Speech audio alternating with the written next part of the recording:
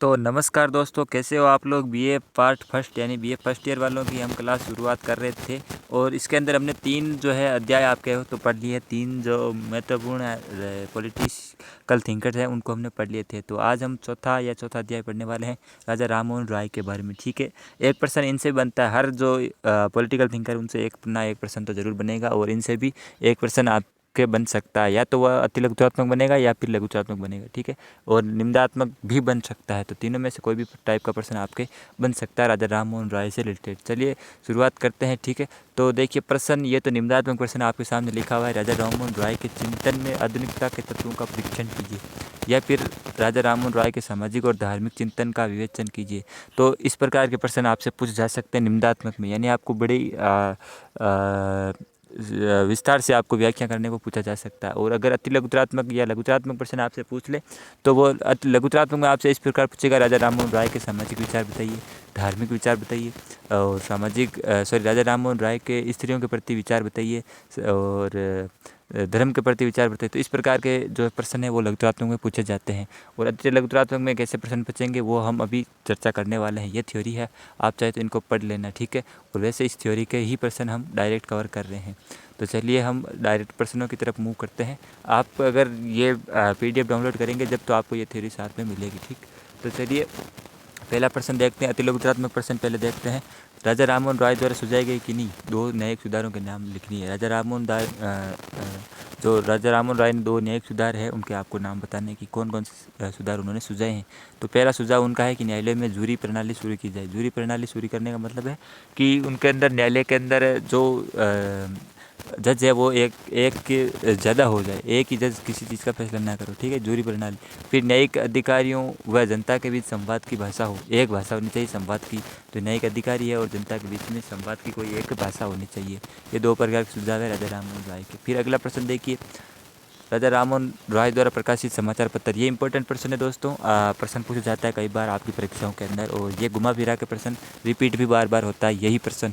तो राजा राम मोहन राय के जो समाचार पत्र है, देखिए एक तो संवाद कौमुदी, और संवाद कौमुदी जो है वो आप कह सकते हैं शायद बंगला भाषा में लिखा हुआ था संवाद कौमुदी। और दूसरा किमरात उल अखबार, ये दूसरा जो अखबार है राजा राम मोहन राय के द्वारा प्रकाशित। ठीक है, तो ये 2 नाम हो गए। अगला प्रश्न देखिए, राजा राम मोहन राय द्वारा वर्णित किन्हीं 2 मुख्य राजनीतिक विचारों का उल्लेख कीजिए। जो राजनीतिक विचार राजा राम मोहन राय के, वो किन्हीं 2 के आपको नाम लिखने हैं। तो पहला है व्यक्तिगत व राष्ट्रीय स्वतंत्रता होनी चाहिए, ये उनका पहला चिंतक है, मतलब चिंतन है। दूसरा है प्रेस व अभिव्यक्ति की स्वतंत्रता।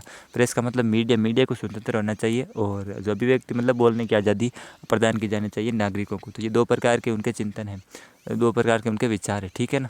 अगला प्रश्न देखिए, राजा राम मोहन राय द्वारा बताए कोई 4 सामाजिक सुधार लिखिए। 4 प्रकार के सामाजिक सुधार जो राजा राम मोहन ने बताए हैं, तो वो आपको लिखने हैं। तो पहला है परंपरावाद का विरोध। जो परंपराएं किसी भी धर्म में, ये सभी धर्मों के लिए है, किसी भी धर्म में जो परंपराएं हैं, जो अंधविश्वास टाइप की चीज़ें हैं, उनका विरोध। और दूसरा है सती प्रथा का विरोध। सती प्रथा का विरोध राजा राम मोहन राय ने अपने द्वारा किया, और सती प्रथा को बंद कराने का जो श्रेय, यानी कि सबसे पहले सती प्रथा को बंद किसने कराया था, राजा राम मोहन राय ने ही कराया था। वहीं जो मृत्यु भोज प्रथा होती है वो भी राजा राम मोहन राय ने ही बंद करवाई थी। ठीक है। फिर तीसरा देखिए, नारी शिक्षा स्वतंत्रता व उद्धार, यानी नारी के विकास के लिए, नारी की शिक्षा के लिए उनको स्वतंत्रता होनी चाहिए, उनका उद्धार होना चाहिए। इस प्रकार का जो है सामाजिक सुधार का भी जो पक्षधर है वो राजा राम मोहन राय थे। फिर जाति प्रथा का खुलकर इन्होंने विरोध किया, जाति प्रथा का। तो ये सारे 4-5 प्रकार के इन्होंने जो है सामाजिक सुधार बताए। तो जिससे क्या है कि बहुत सारे जो धर्म के ठेकेदार है, जिससे आप कट्टर धर्मवादी लोग होते हैं, वो उनके जो है पीछे हो गए थे। ठीक है ना, इनका विरोध करने लग गए थे। फिर अगला प्रश्न देखिए, राजा राम मोहन राय द्वारा वर्णित किन्हीं 4 मुख्य राजनीतिक विचारों का उल्लेख कीजिए। ठीक है, तो अब जो विचार है राजा राम मोहन राय के, उनके आपको नाम लिखने हैं। तो देखिए उनका जो पहला राजनीतिक विचार है वो राजा राम मोहन द्वारा तो देखिए व्यक्तिगत और राजनीतिक स्वतंत्रता हर आदमी को होनी चाहिए, जनता के सभी लोगों को। और दूसरी है राष्ट्रीय स्वच्छता नहीं है, राष्ट्रीय स्वच्छता के समर्थक, प्रेस तथा बोलने की स्वतंत्रता और न्यायिक व्यवस्था का स्वरूप। तो न्याय सबको मिले, प्रेस और बोलने की जो अभिव्यक्ति है वो तो मिलनी चाहिए, जैसा हमने भी पिछले प्रश्न में पढ़ा। और राष्ट्रीय स्वच्छता नहीं है, इसकी जगह कोई शायद मिसप्रिंट हो गया ये। जो राष्ट्रीय कुछ अलग ही नाम है इसका। ठीक है, अभी मुझे करंट में याद नहीं आ रहा है, वो मैं आपको कमेंट में पिन कर दूंगा कि इसकी जगह क्या होना चाहिए। ठीक है ना, तो ध्यान रख लेना। और ये जो चौथी है वो व्यक्तिगत और राजनीतिक स्वतंत्रता आदमी को होनी चाहिए। अगला प्रश्न देखिए, राजा राम मोहन राय के आर्थिक विचार स्पष्ट कीजिए। ठीक है, राजा राममोहन रॉय के आर्थिक विचार, ये प्रश्न ऐसे ही प्रश्न आपसे पूछे जाते हैं लघुत्तरात्मक में। आर्थिक विचार पूछिए, या फिर सामाजिक विचार, या फिर स्त्रियों के प्रति उनके विचार, स्त्री जो उद्धार है उनके प्रति विचार। तो उस प्रकार की चीज़ें, यही प्रश्न, इसी प्रकार के प्रश्न आपसे ज़्यादातर पूछे जाते हैं परीक्षा में। देखिए इसका उत्तर क्या होगा। राजा राममोहन राय ने विधिवत रूप से किन्हीं आर्थिक सिद्धांतों का प्रतिपादन नहीं किया, यानी कि उन्होंने कोई प्रैक्टिकल रूप से ऐसे कोई किताब वगैरह नहीं लिखी है, कोई सिद्धांत उन्होंने नहीं दिया है। लेकिन देश की आर्थिक समस्याओं के प्रति वह निश्चित रूप से जागरूक थे। उनको सब पता था कि भाई किस प्रकार देश की आर्थिक हालत है, क्या है, कौन सी समस्या है। आर्थिक क्षेत्र में उनके विचार प्रमुखता इन उद्देश्यों से प्रेरित थे, यानी कि उनके जो विचार है वो कौन कौन से उद्देश्य से प्रेरित है। वो है, देखिए, भारत की साधारण जनता, किसानों और मजदूरों की, जमींदारों और शासन के शोषण से रक्षा होनी चाहिए, ये उनका पहला विचार है। मतलब आर्थिक विचार, पहला विचार यही है कि जो भारत का जनता है, जो किसान है, जो छोटे मजदूर हैं, उनका शोषण ना हो किसी भी तरह से, ना जमींदार करे, ना कोई प्रजा करे, प्रजा नहीं, कोई राजा हो, ना कोई भी उनका शोषण नहीं करना चाहिए। ठीक है ना, ये भारत की जनता के प्रति, किसानों के प्रति। फिर दूसरा है उनका विचार कि देश के नागरिक प्रशासन और सैनिक व्यय में कमी होनी चाहिए। देश के नागरिक प्रशासन और सैनिक व्यय में कमी होनी चाहिए। ठीक है, जो इनके प्रति ऊपर सैनिकों के ऊपर जो ज़्यादा व्यय है वो कम करना चाहिए, और जो इनका जो व्यय है, जो ज़्यादा व्यय है, वो नागरिकों के हिसाब से नागरिकों के ऊपर किया जाना चाहिए। फिर देखिए तीसरा विचार है राजा राममोहन राय का, वो है देश से धन की निकासी को रोका जाना चाहिए और आर्थिक विकास के लिए शासन द्वारा सभी संभव कदम उठाने चाहिए। यानी कि जो देश की निकास, धन का निकास, जैसे जो ब्रिटिश, जब ये राजा राममोहन का समय था तब ब्रिटिश का गुलाम था भारत। तो जो ब्रिटिश लोग थे वो भारत से धन लूट के विदेशों में अपने देश वगैरह भेजते थे। तो इसी प्रकार जो राजा राममोहन राय ने उस चीज़ का विरोध किया कि भाई जो धन की निकासी हो रही है भारत से बाहर में, तो उस चीज़ को रोका जाना चाहिए, और जो आर्थिक विकास है भारत का वो सभी संभव प्रयास है उसको कट करना चाहिए। ठीक है, तो ये तीन प्रकार के जो विचार है राजा राममोहन राय के आर्थिक विचार। ठीक है ना, कौन कौन से आर्थिक विचार है आपने देख लिया। एक तो कृषि का शोषण नहीं होना चाहिए, और सैनिकों पर जो है व्यय कम होना चाहिए, और तीसरा जो है देश में धन की निकासी को रोका जाना चाहिए। फिर अगला प्रश्न देखिए, शिक्षा पर राजा राममोहन राय के विचारों का वर्णन कीजिए। ये भी इंपॉर्टेंट कुछ प्रश्न है आपके लिए, और ऐसे ही प्रश्न, जैसा मैंने आपको बताया कि ऐसे ही प्रश्न पूछा जाता है, शिक्षा पर क्या विचार है, धार्मिक क्या विचार है, ठीक, सामाजिक विचार। तो यह प्रश्न आपको फिर से ध्यान से पढ़ना है। राममोहन राय ने शिक्षा के संबंधी विचार व्यवहारिक और रचनात्मक थे। उन्होंने इस बात को समझ लिया था कि पाश्चात्य शिक्षा पद्धति को अपनाने पर ही जागरण और राष्ट्रीय एकता का प्रचार होगा। पाश्चात्य शिक्षा पद्धति का मतलब है जो वेस्टर्न जो एजुकेशन है, जो अंग्रेजों वगैरह की जो एजुकेशन है, उसको अपनाने पर ही जागरण यानी जागृति आएगी लोगों में, और राष्ट्रीय एकता का प्रसार होगा। उनका विश्वास था कि शिक्षा ऐसी होनी चाहिए जो जनसाधारण के लिए व्यवहारिक और उपयोगी हो, तथा वैज्ञानिक चिंतक से ही देश आगे बढ़ सकता है। यानी व्यवहारिक और उपयोगी शिक्षा पद्धति होनी चाहिए सभी लोगों के लिए, और उसमें वैज्ञानिक तथ्य है वो भी शामिल होने चाहिए, वैज्ञानिक चिंतन। उन्होंने पाश्चात्य शिक्षा और विज्ञान का अधिक से अधिक समर्थन किया, और उसके बाद क्या किया, उन्होंने इस बात पर जोर दिया कि प्रगति के पथ पर आगे बढ़ने के लिए भारत को मध्यकालीन शिक्षा पद्धति को छोड़कर अपनी शिक्षा पद्धति को आधुनिक विज्ञान के अनुकूल बनाना चाहिए। किंतु इसके साथ ही वे भारतीय संस्कृति और गौरव ग्रंथों के अध्यापन के प्रति पूर्ण सजग थे।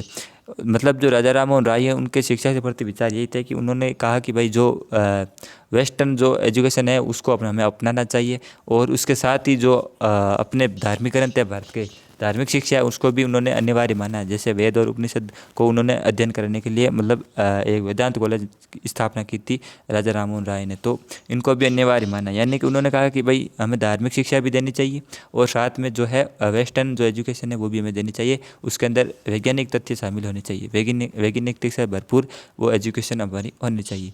अगला प्रश्न देखिए, सती प्रथा के उन्मूलन के लिए राजा राममोहन राय के प्रयासों का विवरण करें, उल्लेख कीजिए। तो राजा राममोहन राय ने ही सती प्रथा को बंद करवाया था। ठीक है ना, तो देखिए उनका महत्वपूर्ण योगदान है राजा राममोहन राय का। राजा राममोहन राय ने सती प्रथा के विरोध में निर्णायक अभियान प्रारंभ किया।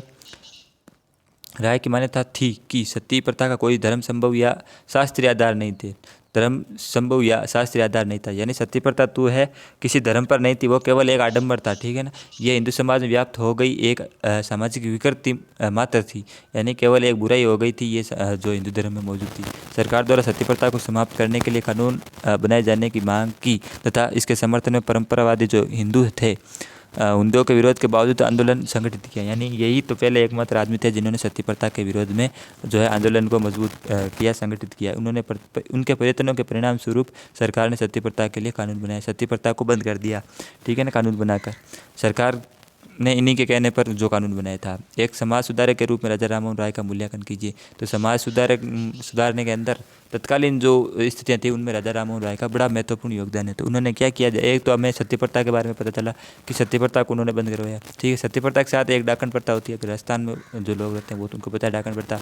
उनसे जो इतनी हिंदू धर्म में कुरीतियाँ मौजूद थी उनको उन्होंने बहुत ज़्यादा रोकने में सहायता करवाई थी अंग्रेजों के द्वारा। राजा राममोहन राय ने अपने विचारों और सक्रिय आंदोलन के द्वारा भारतीय समाज में नव जागरण का संदेश दिया।